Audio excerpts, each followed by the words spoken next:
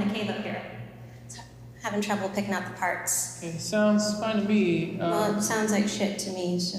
Well, it might just be an issue getting used to the full band setup. Yeah. Can't even hear the guitar. Yeah, I'm kind of having the same issues. Let me copy, Ben. All right, let me mess with it 1 second. Cool, thanks.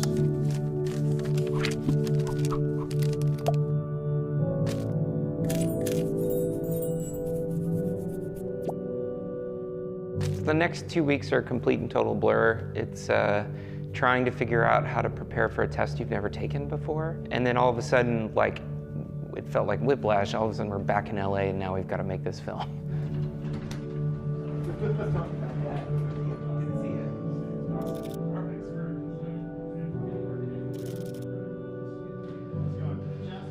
First thing that we need to do is get everybody together to talk about the next couple of days.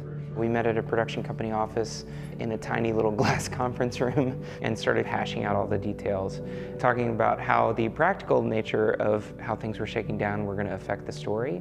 So there's certain scenes we were talking about cutting based on cars that we can get and where they can be, and all these details that are starting to have implications as to what scenes can we do, when, where, how, why, and who's going to do what. And speaking of who, this is the first time that everybody's in the same room together. Margot, who's our production designer, Ari, my gaffer, Randon, the second AD, showed up. Basically, everybody, kind of primary crew, was in that space for the first time. Okay, so we're going to be shooting 2 days, both at the same location at the Troubadour. Our hours at the Troubadour are from 10 to 10. So that's walk in the door at 10 a.m. and we have to be out.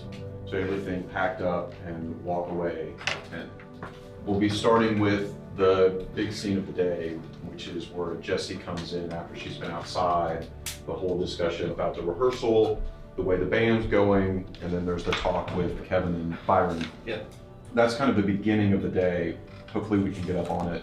So then the idea is that we would move into the alley and into the afternoon, and we would just shoot consecutively all of the exterior stuff. So we've got scene 1, scene 3, and scene 5.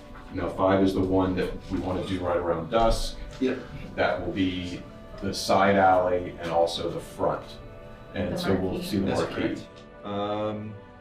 Okay, so then we come back inside for scene 6, which is where Byron is with Jessie. They're in the green room, and then you've got 7, which has been seeing Jessie and the band backstage before he goes to the side stage. I've got scene 11 as an if time permits. We'll just see if we can get to it where Kevin busts in. That may disappear. That may disappear. Yeah, exactly. Right. And then is there any production equipment that will need to be offloaded? Like, are we providing hair, makeup, lights, or tables, or anything? Like walkies? Yeah. Yes. Ben, are you there? Yeah, I'm here. Did you hear? Completely forgot Ben was on the phone. Good thing we didn't talk any shit about Ben. So another interesting complication is that Ben Fuqua actually had, I think he was at a wedding the weekend before we were supposed to start shooting. So Ben was actually on conference call, calling in. Did you hear the logistics, the vehicle question? Yeah. We'll probably just end up doing it piece by piece. I need to sort that out as far as like where we're gonna set it up. I do think it would be smart though, before we load in Monday, to like have a plan of like knowing. And meeting over, yeah. We'll put like a schedule together of who's showing up when, and then I'll coordinate that with you. Is that okay? Yep. It is a walkaway though on Monday night. Yes. Correct.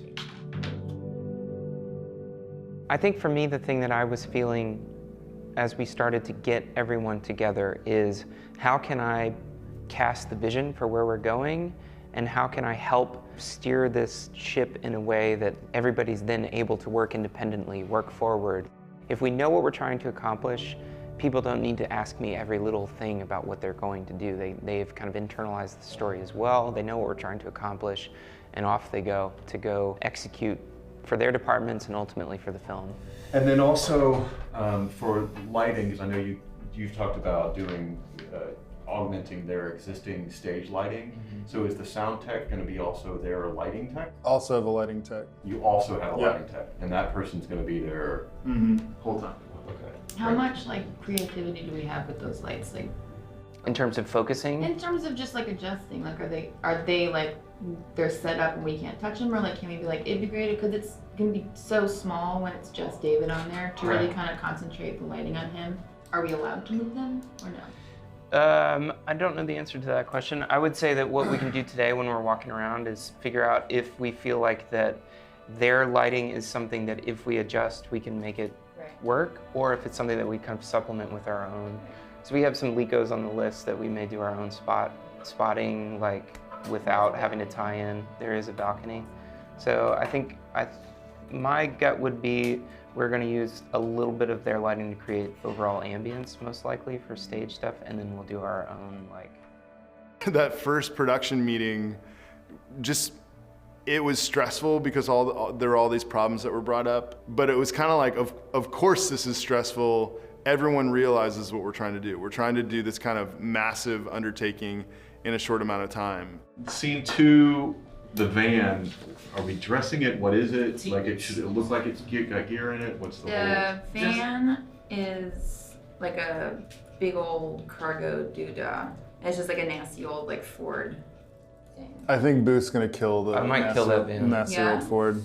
Well, then what do you want? So I think it needs to be like the kind of white 15 pass van that everybody uses, or so if that's something that is helpful for production that like we can double up. I mean, that was the initial thought of sharing that. So if we can double up with a 15 pass, then I think that's great.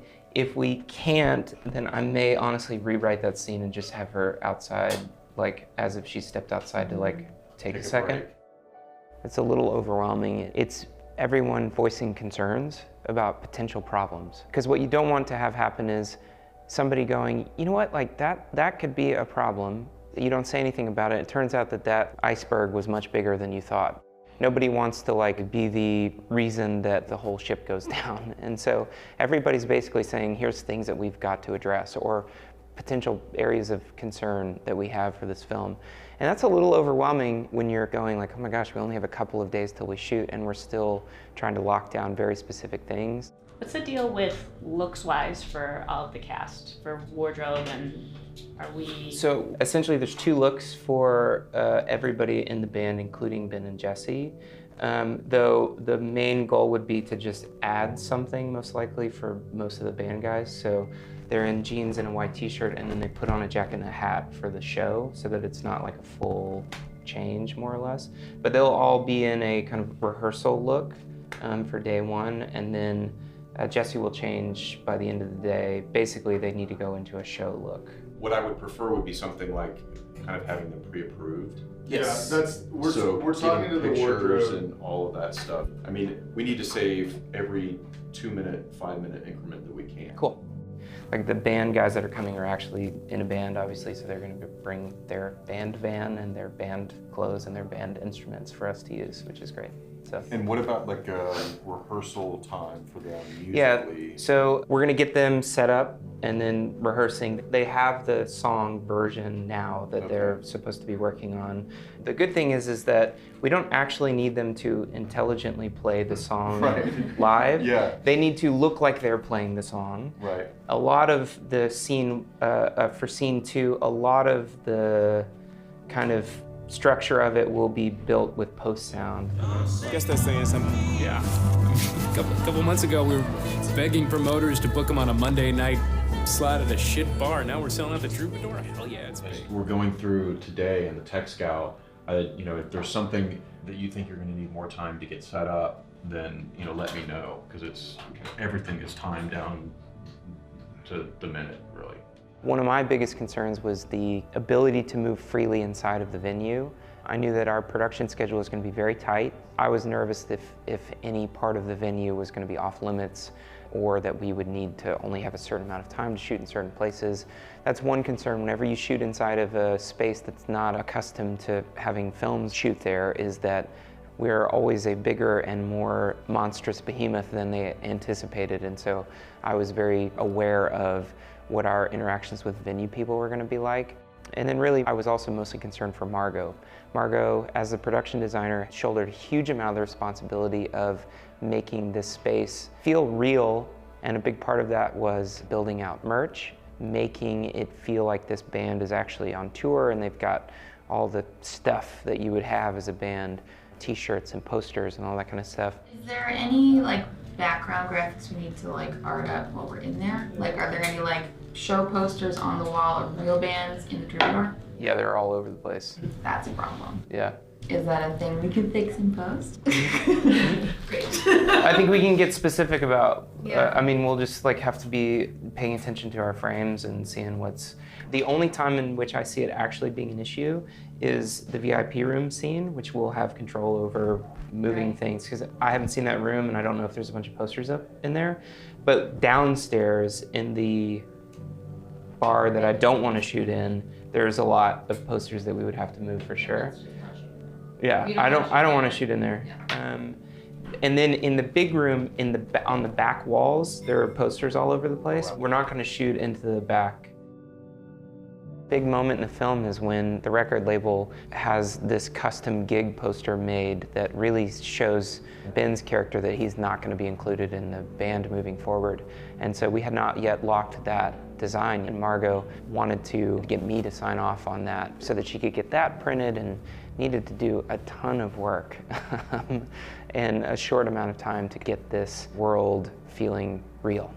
I want David, in my opinion, that's why I keep referencing the Tegan and Sarah cover, Right. because I want It's like, it's literally his obscure. literally cut, the implication being I can literally put any other dude on stage Exactly. and it's like, it would work.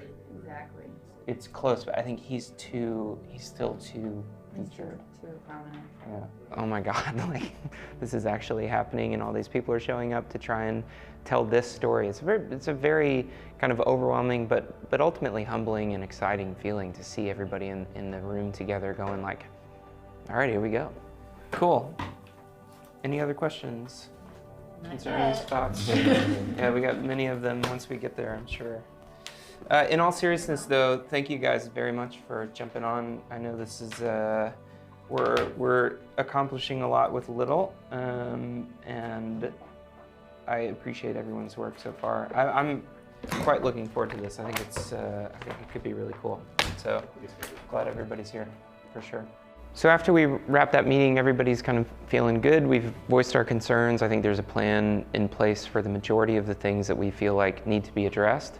And then it's time to go to the venue again. I mean, ultimately this film happens in the Troubadour. So all the answers for how this thing's gonna happen are at the Troubadour. So it's time to go back and start looking at last looks, like what do we need to do? Where's everything going? And how's this thing gonna happen?